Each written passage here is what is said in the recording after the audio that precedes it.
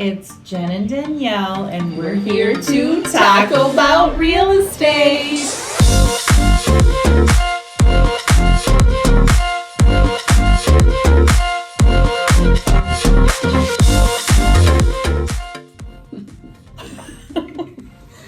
That we are. We got some chips and salsa. They're not tacos, but we're still going to get some yummy crunches in there. Crunch count 1. So by the time you see this, we're going to be full swing into the spring market because it's already started today. Well, right now it's the end of January, but you'll probably see this hopefully sometime in February. And one of the things we want to talk to you about is what makes an offer appealing to sellers, because it's not always about price. No, I mean, that's probably one of the bigger things, but there's a lot of things that go into your offer. Yes. So what we want to talk about today is compiling a good offer to a seller and different ways that you can try to entice them to accept your offer. Yes. So when you're meeting with your realtor, there's some forms that you're going to go over. You're going to go over an agency form. What's that? An agency form basically just talks about the different types of relationships between a customer or client and their broker. So buyer's brokers when we represent the buyer, seller's brokers when we represent the seller, and then dual agent would be if anyone within our organization, which is Cardinal Realty, were to represent the buyer and the seller. So it doesn't have to be my buyer and my seller, it could be my buyer and Danielle's seller. Correct. That'd be fun. We've never had one of those. We haven't. We'll have to make that happen. This could be the year for that. Could be. And so we just want to explain to you guys what different types of relationships there are between brokers and our customers. And then we're most likely going to have you sign a buyer contract, which basically says that you will work exclusively with us to help you find a home. That's right. Right? Yep. Those are the forms you're going to go over before you even start looking at houses. Then once you do, usually if it's priced right and it's in good condition, houses are selling very fast. Yes, they are. So you have to make quick decisions. And while they might say, within the next 24 to 48 hours, they're going to call for highest and best, which means you give them your highest and best offer. There's no going back from that. If you don't get it, you can't say, well, I want to change my offer. No, highest and best means you're giving them your best offer the first time. Okay? So if they call for that, usually it gives you a little bit more time to submit your offer if they're calling for a specific deadline. Other times you have just an hour, a few hours to decide, depending on when you go look at it and when the deadline is, on how quickly you want to write your offer. Right. And like you mentioned, it's kind of how it's priced too. Nowadays, people are pricing things and they're going above asking for the most part. But you will have, a handful of homes that are still overpriced and they're maybe sitting a little bit longer. And then that's maybe a situation that you could come in at asking or a little bit lower if it's been sitting there for a little while. Right. You won't get into that multiple situation. But more often than not, it's multiple offers above asking. Right. So there's a shortage of inventory and there's a lot of buyers out there looking for homes. So, there's a lot that goes into the offer. It's, what is the motivation of the seller? Is there a specific closing date that they're asking for? Do they need a little bit of extra time after closing that they can move their things out of? So instead of maybe giving immediate occupancy to your buyer, maybe you give them 48 hours. Maybe that's a really big deal to them if they have kids or for whatever reason they're asking for a different possession time. So as buyer's agents, that's one of the questions we're asking the listing agent is, when is your seller looking to close? If I've got a buyer that can be flexible on closing date, sometimes that can also be a motivator for some sellers. So it's not always about the price, but most of the time it is. And what I always say to my buyers when you're going into a multiple offer situation is offer whatever the price is, where if I call you tomorrow and say you didn't get it, you're not going to be kicking yourself and wishing that you would have offered a different price. You want to offer that price now so that when and if I do call and say you didn't get the home, you have no regrets. You did everything you could. And honestly, I've never had anyone that has lost out on a property and haven't found another property that they love just as much or more. I do honestly believe in the real estate world, everything does happen for a reason, and that was not the house for you.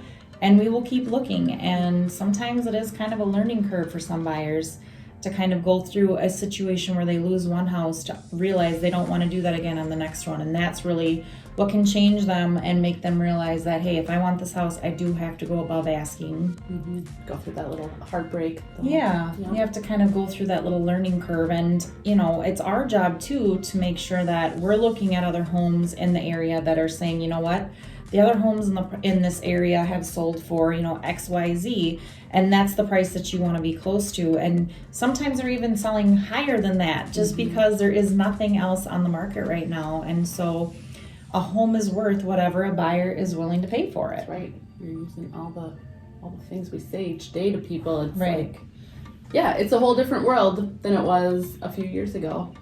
It really is.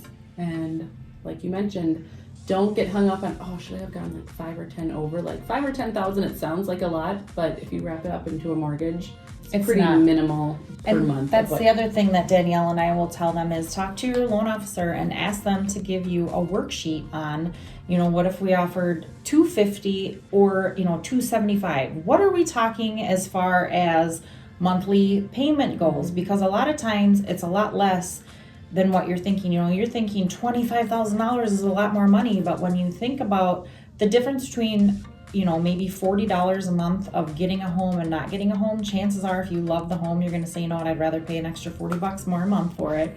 What does that put me at for my sale price? Or maybe you've got that maximum budget of, I don't want to go higher than, you know, $2,500 for my house payment a month. What does that put me at for a purchase price? And now you have a specific property where you can put in the specifics of the taxes and everything else to help you come up with an offer price. And just understand that, like we said, a home is going to sell whatever a buyer is willing to pay for it. And there are hurdles to jump through when you're offering, and that's what we want to talk about. So do you want to kind of hit the highlights of a purchase agreement and what's important to know? Sure. Well, the first page here, we would fill out your name and then the amount that you want to purchase the house for. What's earnest money? Oh yes, I skipped that. Jeez, you think I've done this one. Earnest money, yes. You have to put down an amount that you want to put forward for your earnest money. Earnest money is just kind of showing the sellers that you are serious about the property. Yes, thank you. Serious about it. And it can be refundable to a certain extent after you hit a certain part of the process if your offer is accepted. You don't have to give earnest money until the offer is accepted. So I guess I usually think it's usually around 1% of the purchase price is what I tell my buyers. Yep. So you'd put in that dollar amount there, the address of the property, all that good stuff, and then the purchase price. Closing dates at the bottom here. So we kind of touched on that. Maybe you're flexible and you know, you're renting something, you're living with family, and you can move whenever. So asking that listing agent when the seller wants to move out, see what their game plan is. Maybe they're building a house, maybe they already have a house and they need or ideally want to be out by a certain date. Say, that's fine, I can do that date. So that will kind of put you ahead of some people too. Other people might put in a closing date that doesn't work for the sellers, and the sellers might pick yours even if it's less money. Right. If we can work with that close date. Right. And the only other thing I want to say about the earnest money, like Danielle said, that is not something that you give unless your offer is accepted. And if it does, you do have to give that within 2 days. And that goes into the listing agent's trust account. So they don't earn any interest on it. And that would go towards your down payment. So that's not anything extra. That's correct. That's part of your down payment. So you'll get a credit for that at closing. And if you have a home inspection and you back out because of the home inspection, you would get that out. If your financing were to fall through, like you lose your job or you just can't secure a mortgage, you would get your earnest money back for that. So there are ways to get it back. But if you just get cold feet a week or so before closing and say, oh my gosh, what am I doing? I just cannot believe I'm doing this, you're not going to get your earnest money back. The seller does get to keep that. And putting in a purchase agreement is a serious thing. So if you just get cold feet and change your mind, the seller could sue you too for not holding up your end of the contract. It's rare, but it does happen. Right. Most sellers in this market are not probably going to do that and tie their home up. They enforce you to buy it through the courts. They're probably going to keep the earnest money, put it back on the market, and resell it. But we did just have that happen with an agent in our office for her personal home. The sellers or the buyers walked away from $5,000 earnest money because it was a boyfriend and a girlfriend buying the property, and they decided to break up a week before closing, and they forfeited their earnest money, and she got to keep that, and she did resell it. But at the But you have to time, think about, you're not having your house on the market for that long because you're anticipating on selling it, so you're kind of owed that money. well, yeah, and you probably already packed up a lot of things, and your house is in disarray, and it's not in showing condition anymore because you're supposed to close in a week. So start over. right, but nothing is guaranteed until you get to closing, because people can change their mind, they can lose their job, terrible tragedies can happen. It's not something that happens every day, but when someone asks me, okay, now we're through the home inspection, we're through the appraisal, now am I good, is this all going to be good? And it's like, Headed in the right direction. yeah, I want to say absolutely it's 100% yours, but I always feel like I need to do my job and say, yes, everything should be okay. But again, nothing is guaranteed until we get to that closing date. And little things can come up on the title work that we weren't preparing for. And, when you've been in the business this long, you're going to run into roadblocks. You're just not doing enough business. If you're only doing a few deals every year, chances are bad things happening in your deal are slim to none. But when you're doing a good book of business,